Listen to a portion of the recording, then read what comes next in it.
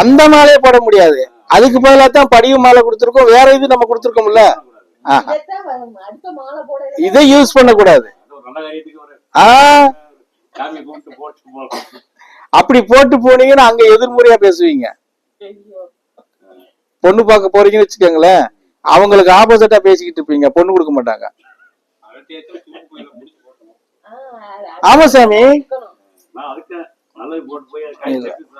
இல்ல அதுக்கெல்லாம் இல்ல. அது இப்போ இப்பதான் வந்து சொல்லிட்டேன் இல்ல, அந்த அம்மாவுக்கு தான் இப்ப வழிமுறை ஆல்ரெடி இப்ப மாலை போடுது. அடுத்து நெய்க்கு கொடுக்குறோம். வீட்டுல வச்சு நீ வேண்டு அடுத்த வருஷத்துக்குள்ள கல்யாணம் பண்ணிடுவா சாமி பழனியம்மா.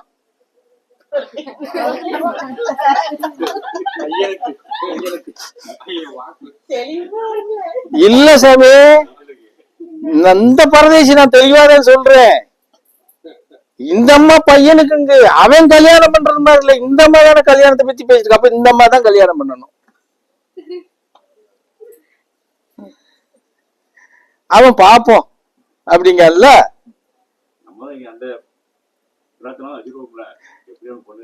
முடிஞ்சிரும் முடிஞ்சிரும் முடிஞ்சிரும். இந்த ஆண்டு வர்ற குரு பூஜைக்குள்ள இவங்க பையனுக்கு கல்யாணம் முடிஞ்சிடும். அது ஆல்ரெடி அந்த எடப்பாடி சொன்னது மாதிரிதான். அப்படி சொன்னா பொய்யாயிரும்னு பிள்ளையார் சொல்லி ஓட்டாச்சு அப்படிங்கிற மாதிரி. இப்போதைக்கு இப்ப தை மாசி பங்குனி வைகாசிக்குள்ள இவங்க கையில தான் இருக்கு. இவங்க எடுக்கிற முடிவு தான். இவங்க கொஞ்சம் சரியா இருந்து போனாங்கன்னா வைகாசிக்குள்ளேயே முடிஞ்சிடும் அவனுக்கு, வர்ற வைகாசிலேயே. அதுல விட்டுட்டாங்கன்னா அப்புறம் அங்கிட்டு கொஞ்சம் இல்ல, அங்கிட்டு ஒரு 10 மாசம் தாண்டும்.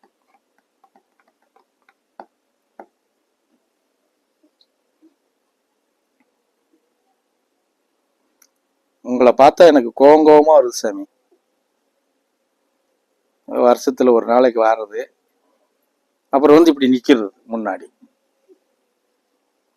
இப்ப லீவு தானே, இப்ப 10 நாளா ஒரு வார்த்தை அப்பாட்ட, அப்பா சாமி தாத்தாவை பார்க்கணும் அப்படின்னு வந்திருக்கியா? நான் கேட்டேன், அவர் கூப்பிட்டு வரலன்னு சொல்லு. இல்லைன்னா முன்னாடி நீதான் கேட்கவே இல்லையா, அவர் எப்படி கூட்டிட்டு வருவார்? நீ கேட்டிருந்தீங்கன்னா நான் அவரை கேட்டிருப்பேனே, ஏன் கூட்டிட்டு வரலன்னு.